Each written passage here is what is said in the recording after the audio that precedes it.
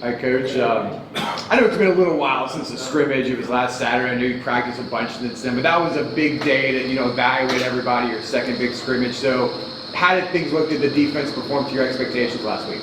With that first group that went out there, they were pretty good, with the exception of one play that really stood out. And the biggest thing is playing defense. You can play 65, 70 great snaps, but that one or two bad plays is what can get you beat. So I was a little disappointed about that one play, but it's something that's easily correctable. So we should be good with that group. The second group, we got to stop the run a little bit better, and it's not nothing that can't be fixed. But obviously, guys being in the correct gaps and boxing when they're supposed to box, spilling when they're supposed to spill. But like I said, it's an easy fix. So I think we were definitely still heading in the right direction with both of those groups.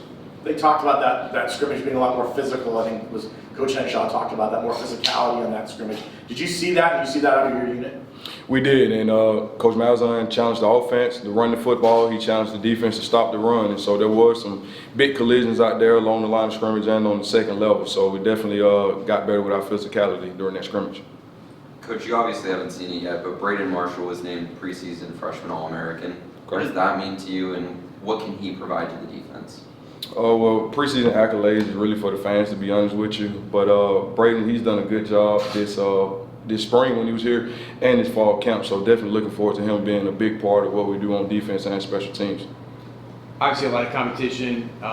Returners, transfers, freshmen. How close are you to kind of determining a too deep in the depth chart? Because next week, I guess you'll be getting into game week mobile for too long. For sure. So these last few days, it's a lot of situational stuff that we're working on, but it's about 6 or 7 guys on defense that Coach Malzahn, he referenced it as fringe guys. And so those are guys that we've challenged to make that next step if they want to be able to help us. So I think we're fairly close to really narrowing down the 2 deep. The freshmen, newcomers coming into the program, how have they performed, and have you seen some guys maybe separate themselves and make some statements and maybe try to get a chance to get in that depth chart? Yeah, it's several. Well, we had several of them here in spring ball, but Caven Cole is a guy that's really done a good job. TJ Bullard has been here, but he's one that began to flash over the last few days. Malachi Lawrence is another guy that's been here, but he's flashed. Obviously, John Walker, like I said before, he has a chance to be a really, really special player for us. Braden Marshall's doing a good job in the back end as well. What about those transfers? Has anyone stood out? I know most of those guys, I think, came in, a couple of them didn't, but most of them came in January. How have they kind of integrated? Has anyone kind of caught your eye there? Well, they've integrated pretty well just from a morale standpoint. I think they've fit in very good. But the guys that have really stood out, I would say Ryan Davis and his leadership, his vocalness on the field. You can tell that he's played quite a bit of ball. And the other one that has flashed the last few days is Jarrell Wilson coming over from ECU. He's done a really good job the last few days. He's one that we challenged quite a bit. He only practiced 4 times in the spring due to an injury, but we challenged him early in fall camp about his physicality, and he's really answered the bell the last few days. And you got the Corey Patterson that's coming along still. You got Fred Davis that's coming along, and also Isaiah Paul's coming along as well. Coach, you're 2 weeks out now from the start of the season. What do you do to scout a team that has a brand new coaching staff? The biggest thing, you just got to go back and really look at who's on that staff and what's their background. And so sometimes it's something that you can find, at other times it's nothing. It's something that you can't find. And so really in those first games, the main thing is it's about us. You know what I'm saying? Let us go out there and execute. Obviously, it's a situation where you can't just bring your whole defensive playbook in because you don't know what you're going to see. But we have a core few things that we do on defense, and that's what we're going to rely on regardless of who shows up or what offense coordinator, what plays they call. We should be able to get adjusted and be effective. How has Sean Pearson done? I know he transferred from FIU, got here in the summertime. I know he has more experience in his past playing running back. Now he's playing defensive end, kind of a hybrid role. How is he fitting into everything? So Sean and Corey Patterson are pretty on that same line where they weren't here in the spring. So it took them a while to finally get acclimated to, first off, the standard and how we do things on defense, and then with the playbook, and they've both done a good job, and Sean is definitely coming along. We asked him to do a couple of different things, but he's coming along. He brings his lunchbox to work every day. So excited about seeing what he can do for us this season. Addison, with you guys moving into a new conference in the Big 12, how much of the offseason was focusing on some of what the conference itself, teams in the conference did, how they run the ball maybe a lot more, if they threw the ball a lot more. How much of that, did you guys coaches, did you guys spend kind of studying the Big 12, I guess, and trying to learn as much as you could going in before you went to camp? Okay, so every team that we play this season, we obviously went through several of their games just to kind of get a feel for what they're doing. And at the end of the day, college football is college football. Nobody's really doing anything different. The biggest thing in that league that we saw is the tempo. It's going to be more tempo teams. You know, where we're coming from, it was a few that were tempo. At times they all can be tempo, but I think he's playing at a fast pace the entire game. So that's something that we obviously got to continue to get our guys in great condition for and getting them comfortable where they're not panicked in those situations. It's almost like a 2-minute deal, but you still have to stop the run as well. So that's been the biggest thing that we're harped on. But from a schematical standpoint, like I said, we look through it, but it's not nothing that anybody else don't do or that we've not seen in the past. How would you assess your depth in the back seven, but particularly, there were some areas maybe last season there were some injuries, some guys went out, and that was an area that maybe were deficient a little bit. But you had a lot of guys from the portal. Just going through most of the preseason thus far, how would you evaluate the depth there?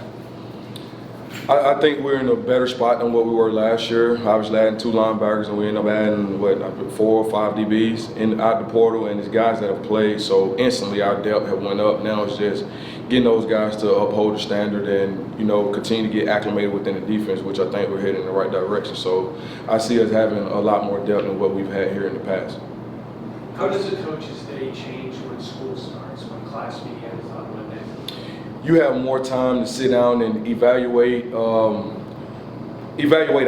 roster, but also start to look ahead to the next opponent, because right now is when we're not at practice, we're meeting. Where we're meeting as a staff, watching practice, and then we're also meeting with the players. So it's really a jam-packed day. It's not really much free time. But once they're back in school, once we finish with practice up until 4 o'clock, so say from 11:30 to 4 o'clock, it's all about us, and we can kind of catch our breaths a bit. Is it kind of a changeover where you get more valuable time because you don't have to plan something for them in the afternoon? So we do bring them back for meetings, so we have to prepare the meeting. But other than that, it's valuable time as for looking ahead to the opponent. And then obviously once the season get rolling, we get into a routine. Now it's, like I said, still looking ahead, and then also getting practice prep for in the morning, which is practicing in the morning time. Coach Malzahn's preached the standard is the standard. What does the standard mean to you? What is the standard?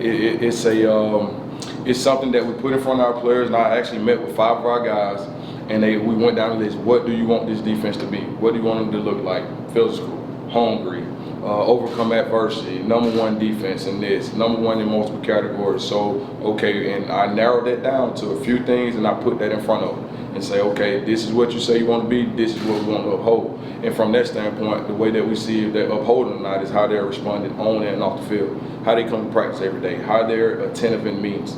Are they not attentive in meetings? And every time that they lax a little bit, you put that back in front of them and make them understand this is your why, this is the standard that you chose. And so just continue to hold them to that particular standard. So the standard is something that they set, and it's my job and our coaching staff job to ensure that they uphold their standard on a daily basis. From a personal standpoint, with all these transfers coming in, you got to try and get that buy-in really fast. It's on short timelines. What do you personally talk to them about to try and get them engaged and feel comfortable here? So the biggest thing with transfers, the one thing that I ask them, why are you here? Okay, why are you here? And I want to get better. I want to play against better competition. I want to go to the league. Okay, so if that's what you want to do, what are you doing on a daily basis to reach that ultimate goal? And so with that is buying into the standard that we have here, the culture that Coach Malzahn has set, and then what are you doing in the meeting room? What are you doing on the practice field? And one thing I always like to ask them is the only football you're doing during meetings and during the practice field. If that's the case, you don't want to go to the National Football League. Those guys live, breathe, eat, sleep football. And I tell guys all the time, understand this, and I'm a point-blank period guy. I hit them right between the eyes and anything and be brutally honest with them. And it's like, hey, with what you put on tape today, if you were playing the National Football League, this won't be a meeting where I'm calling you in to, get you reset and refocused on your why. It's the head coach calling you in to take your playbook and you're out of time. And so just keep putting that in front of them, because all the guys that transfer in, obviously going to the National Football League is their ultimate goal. So just continue to put those real life situations in front of them based on their current actions. Thanks, Coach. Thanks a lot, Coach. Appreciate you guys. Thank you.